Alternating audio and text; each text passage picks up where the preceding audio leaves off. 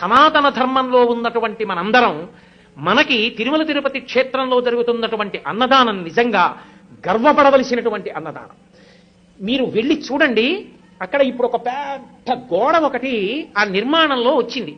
ఆ గోడ మీద ఒక అద్భుతమైనటువంటి చిత్రాన్ని రూపకల్పన చేస్తున్నారు. సలహాలు ఇమ్మని కోరుతూ పుస్తకాలు పెట్టారు. అక్కడ శ్రీశైల క్షేత్రంలో బయలుదేరి త్రిపురాంతకం వచ్చి, త్రిపురాంతకంలో బయలుదేరి మహానంది వచ్చి, మహానందిలో బయలుదేరి అహోబల క్షేత్రం వచ్చి, అహోబల క్షేత్రంలో బయలుదేరి తిరుమల వస్తాయి. ఈ మధ్యలో ఉన్నటువంటి కొండలు పరమ పావనమయ్యా నంది మండలము అది ఎలా ఉంటుందో ఒక ఊహాచిత్రంగా ఊహిస్తే, ఆ కొండల మధ్యలోంచి ఎన్నో కొండలు, ఇన్ని కొండల మధ్యలో ఉన్నటువంటి ఈ క్షేత్రములను, కొండ మీద ఉన్న క్షేత్రాలకి ఉన్న మార్గం ఒక పెద్ద పాము మిలికలతో పడుకున్నట్టుంటుంది. అది వెంకటాచలం దగ్గరికి వచ్చేటప్పటికి పడగలు విప్పి శేషుడు అవుతుంది. దాని మీద ఆనంద నిలయం ఒక మణి అవుతుంది. ఆ మణిలో